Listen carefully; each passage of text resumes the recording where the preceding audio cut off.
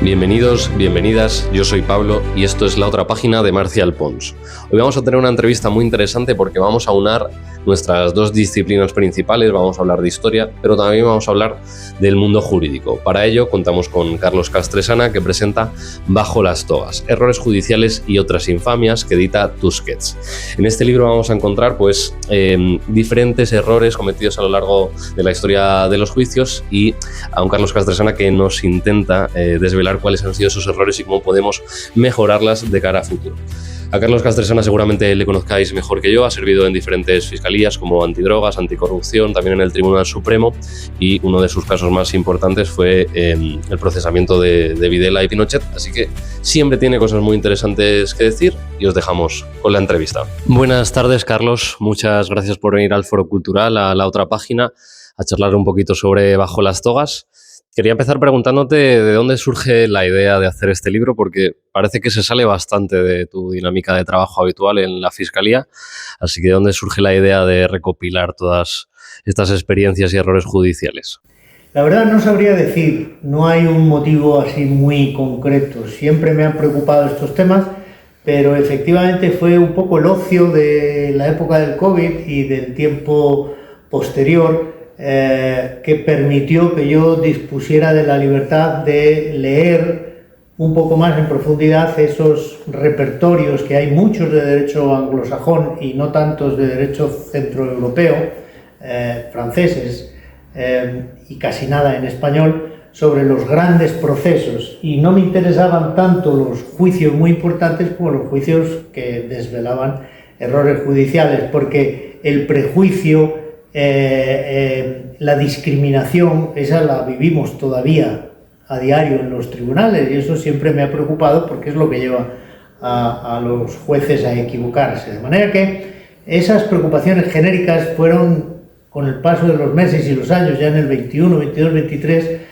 madurando, y llegó un momento en el que primero quise hacer una traducción de algunos de los textos ingleses y luego me di cuenta de que estaban fuera del tiempo y que por qué no lo escribía yo. Yo nunca había escrito ficción, y esto es bueno, es no ficción, pero dije, vamos a intentarlo, y salió. Me ha gustado mucho la manera que tiene de arrancar el libro, porque empieza haciendo una valoración sobre el concepto de justicia divina que tanto se daba en la antigüedad y cómo se da el salto, ese contraste con la justicia humana, cuando nosotros empezamos a impartir justicia.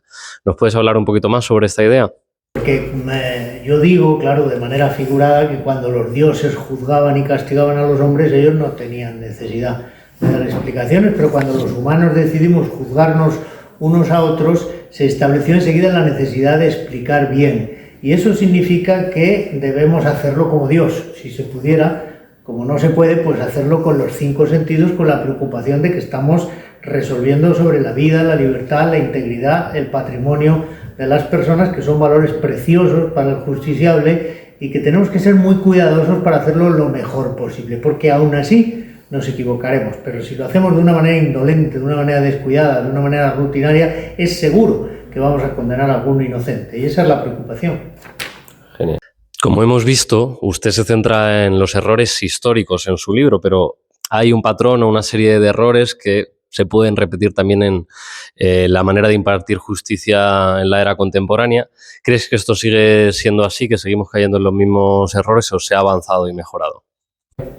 Yo creo que sí, que seguimos tratando mal el testimonio, que es la prueba reina, es en la que se basan la inmensa mayoría de las sentencias condenatorias o absolutorias, porque aplicamos demasiado prejuicios y aplicamos la discriminación, porque la desigualdad existe en la sociedad, pero de la puerta de los tribunales para adentro no debería poder entrar, y sin embargo entra. Y hay testimonios de hombres que tomamos más en consideración que los de mujeres, o hay testimonios, por supuesto, del gran hombre blanco, que es importantísimo, mientras que el del hombre de África o de América Latina es tratado como de segundo nivel, y esa discriminación y esos prejuicios siguen presentes hoy.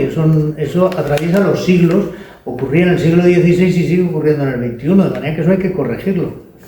El proceso de selección de los errores judiciales a lo largo de la historia ha debido ser una cosa muy complicada, ¿no? Hemos visto que haces una selección de casos ya cerrados y te dejas muchos seguramente más contemporáneos que pueden haber sido muy interesantes.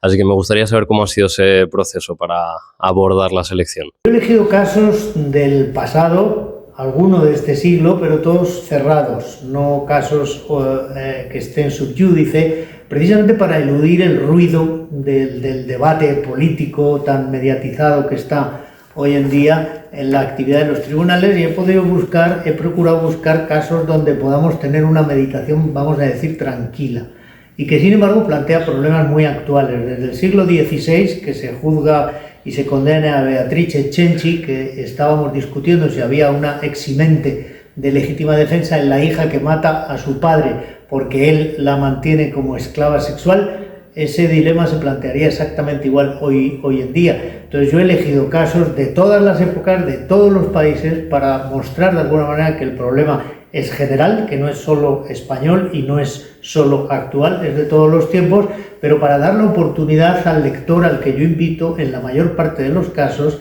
a que se constituya miembro del jurado, a que, poniéndole delante toda la información, él dicte su veredicto, que puede coincidir con el que adoptó el jurado en el caso de la vida real, o con la opinión que yo adelanto, pero que nunca es irrefutable, o puede discrepar completamente. Es un juego que yo propongo, es decir, léase el caso, vea usted Mariana Pineda y diga usted qué haría usted con ella por haber hecho esa bandera de la masonería por la que fue condenada a muerte. Da la sensación de que, aunque los casos sean dispares, separados en el tiempo, en diferentes países, hay una cierta transversalidad en ellos, hay ciertos elementos que los aglutinan o que son comunes. Así que me gustaría que nos contaras un poquito cómo es la estructura del libro. A ver, yo creo que hay tres direcciones en el libro que son muy claras. Una es la tortura. La tortura tenemos que erradicarla, pero nos lo tenemos que proponer en serio porque está prohibida universalmente, pero se sigue practicando en más de 140 países.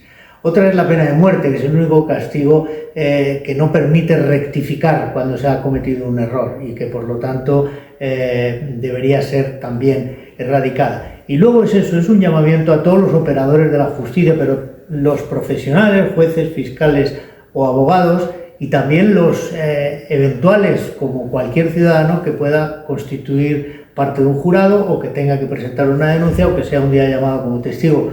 Hagámoslo lo mejor posible, pongamos toda nuestra atención, toda nuestra dedicación, porque, insisto, son bienes jurídicos preciosos para la persona del justiciable y para la persona de la víctima, y por lo tanto no seamos frívolos, hagámoslo con nuestra mejor intención y con los 5 sentidos para procurar no equivocarnos.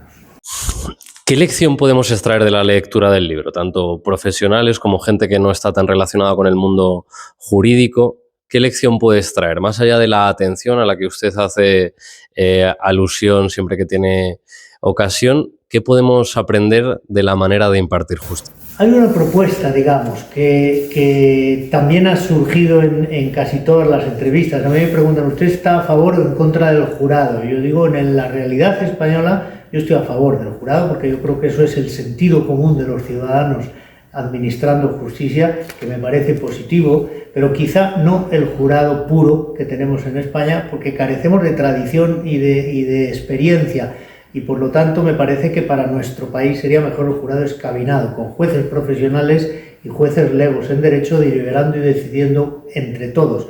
Unos aportan la ciencia, otros, como digo, el sentido común, y de ahí saldría lo más parecido a la justicia, que es el anhelo de todos. ¿Cree que en términos de errores judiciales hay una serie de patrones o patologías que se repiten a lo largo del tiempo? Yo el libro lo divido en 5 partes, cada una de ellas con 5 capítulos, precisamente por eso, porque yo creo que hay patologías que se van repitiendo a través de los siglos y a través de los países. Una es el tratamiento que damos al testimonio, del testigo, de la víctima, del denunciante, del perito, del policía, y no lo estamos haciendo bien. Otra es la prueba indiciaria, y hay sobrados ejemplos en la realidad judicial de estos días y estas semanas.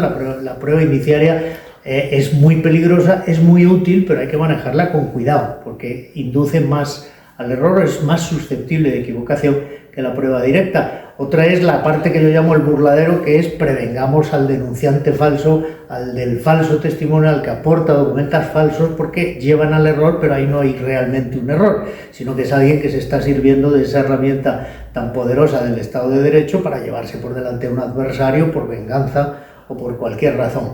La tortura, los malos tratos, la extorsión al inculpado para que colabore, a pesar de que su derecho es no hacerlo, es otra de las patologías que se repite hasta el día de hoy constantemente. Y por último, la razón de Estado, es decir, es que todos los gobiernos están tentados en algún momento de servirse del aparato de la justicia, lo mismo para atacar a sus adversarios, como también ocurre que la oposición política, o a veces el poder mediático, o a veces el poder económico, se sirve de esa herramienta que es tan fuerte, que es tan poderosa, que es la última ratio para llevarse por delante a las personas que les estorban. Entonces, esas 5 patologías están presentes en la historia del derecho hasta el día de hoy. ¿Qué reformas consideras más urgentes a la hora de modernizar el sistema de justicia en España? A ver, yo creo que hay que mejorar el sistema de acceso y el sistema de salida. En la carrera fiscal y judicial debería ser mucho más fácil entrar y también mucho más fácil salir cuando no se ha demostrado capacidad o mérito. El sistema de oposiciones, por tanto, habría que cambiarlo, pero sobre todo habría que de verdad apostar por la justicia, cosa que no ha hecho ningún gobierno democrático desde la transición hasta ahora. Seguimos teniendo menos jueces y menos fiscales que la media de la Unión Europea. Por darte un ejemplo, en el Tribunal Supremo, en la Sala Primera de lo Civil, de la que nadie se acuerda, hay 15.000 asuntos pendientes que tienen que ser resueltos por 10 magistrados. Me quiere decir cuándo se van a poner al día con esos 15.000 asuntos y cuando lo consigan, cuántos más van a haberse acumulado. De manera que tenemos listas de espera casi del tercer mundo. Se habla mucho de las de la sanidad, pero las de la justicia son escandalosas. Usted ha señalado en diferentes ocasiones y en diferentes medios que en España no tenemos una independencia judicial real desde la transición. ¿Qué elementos estructurales crees que bloquean esa independencia, que podemos cambiar, cómo podemos avanzar y seguir hacia adelante? A ver, yo he dicho que desde la transición nuestro poder judicial, que no era un poder del Estado, sino que era una herramienta más, un instrumento de la dictadura, pasó de puntillas por la transición. Reformamos otras instituciones, pero no reformamos debidamente el Poder Judicial. Se hizo una ley orgánica del Poder Judicial que a partir de 1985 no funcionó como debería. Se hicieron algunas reformas procesales, pero seguimos teniendo una ley de enjuiciamiento criminal del siglo XIX y lo que es la carrera, el acceso mediante el sistema de las oposiciones, la vigilancia de la independencia a cargo de un Consejo General del Poder Judicial que no es independiente, son disfunciones que nos llevan a tener una justicia, como ocurre al día de hoy, en la que los ciudadanos no confían. Hay una inmensa mayoría de ciudadanos en España que no se fían de sus tribunales porque no sienten que sea un servicio público. Ellos pagan el sueldo de los jueces, pero no sienten que los jueces estén a su disposición.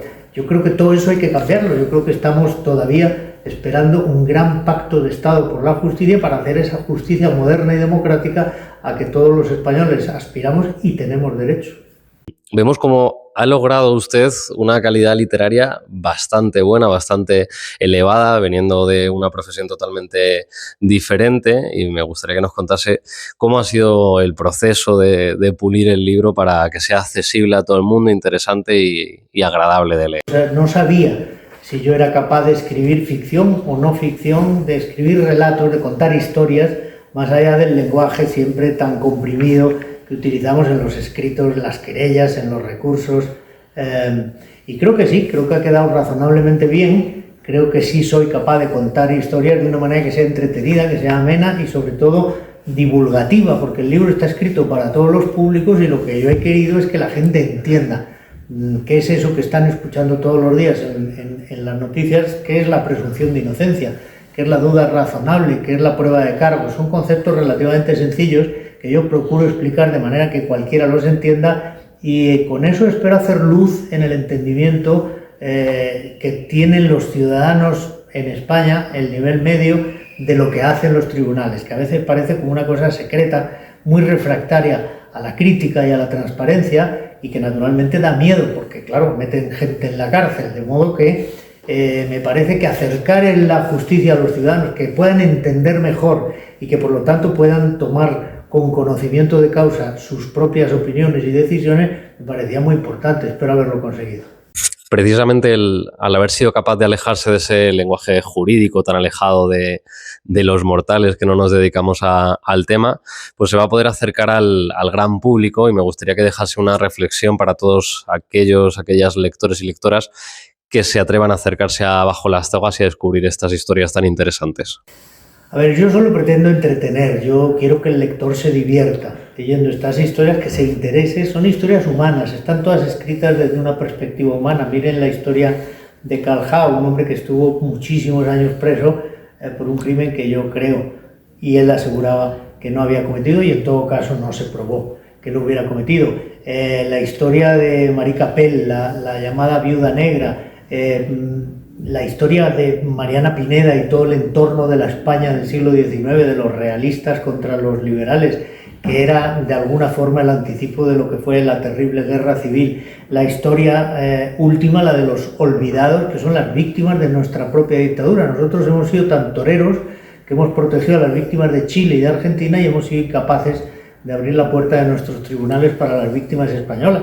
Entonces es una reflexión sobre la historia del derecho y sobre la actualidad del derecho, pero son cuentos, son personas cuyas vidas fueron destruidas por una decisión, en la mayor parte de los casos equivocada. Las que son de pena de muerte, que es irreparable, son tragedias.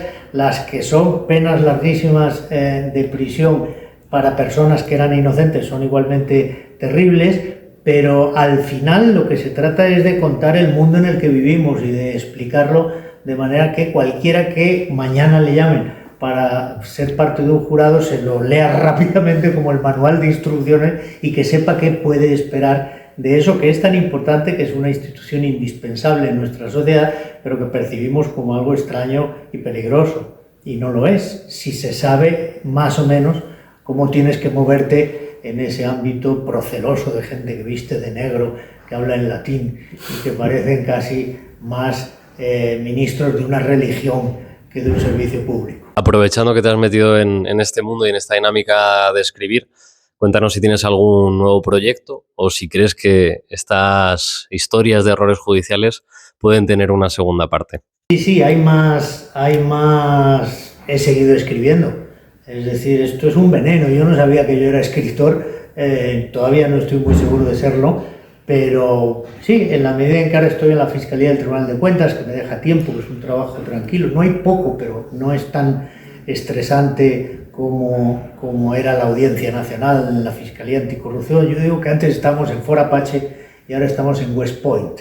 Entonces, como tengo tiempo, escribo y estoy escribiendo distintas cosas. Todavía no tengo muy claro cuál va a ser el siguiente ejemplar. Digamos, puede ser una segunda parte, porque casos de estos me dejé en el tintero pues otros tantos, como los 25 que cuento en el libro, pero pueden ser, digamos, menos, pero con otro enfoque, con más análisis, pero también con afán literario, no con afán jurídico, porque yo creo que eso no, a estas alturas ya no me interesa tanto, para ser muy sincero. O pueden ser también que me empujan mucho los amigos, algo en el camino de las memorias, de contar algunas cosas de mi carrera que yo creo que merecen ser contadas, hablar del caso de Pinochet o de los procesos de Jesús Gil o de Silvio Berlusconi en la Fiscalía Anticorrupción. Bueno, un poco, creo que soy todavía joven para las memorias, pero ahí estamos, de momento emborronando cuartillas, y ya veremos qué resulta.